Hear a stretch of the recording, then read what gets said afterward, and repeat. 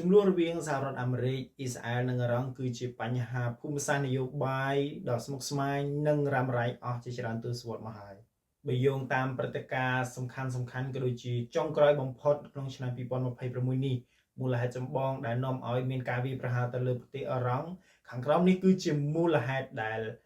សង្ខេបរួមក៏ដូចជាមូលហេតុសំខាន់ដែលនាំឲ្យមានការវាយប្រហារមួយកម្មវិធីនុយក្លេអ៊ែរនេះគឺជាមូលហេតុចម្បងបំផុតដែលអ៊ីស្រាអែលនិងសហរដ្ឋអាមេរិកជឿថារងកំពុងព្យាយាមផលិតអាវុធនុយក្លេអ៊ែរដែលពួកគេចាត់ទុកថាជាការគំរាមកំហែងដល់អត្ថប្រយោជន៍របស់អ៊ីស្រាអែលនិងស្ថិរភាពពិភពលោកទោះបីជាមានការចរចាជាច្រើនលើកក៏ដោយប៉ុន្តែការបង្កើនកម្រិតចម្រាញ់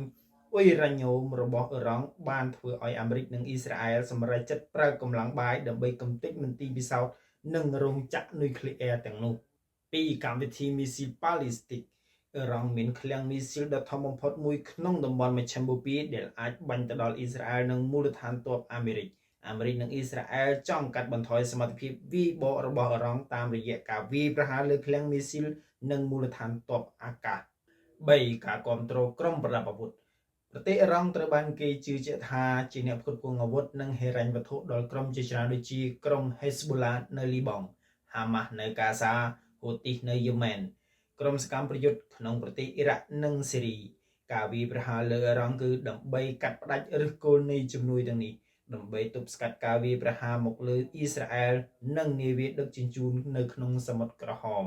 4បំណងផ្លាស់ប្ដូររបបនិងចលនាបាតកម្ម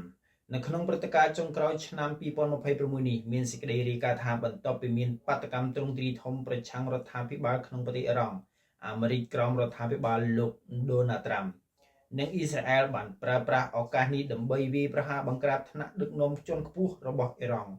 ក្នុងបំណងផ្លាស់ប្ដូររបបដឹកនាំឲ្យទៅជារបបរដ្ឋាភិបាលដែលគ្រប់គ្រងដោយលោកខាងលិចវិញ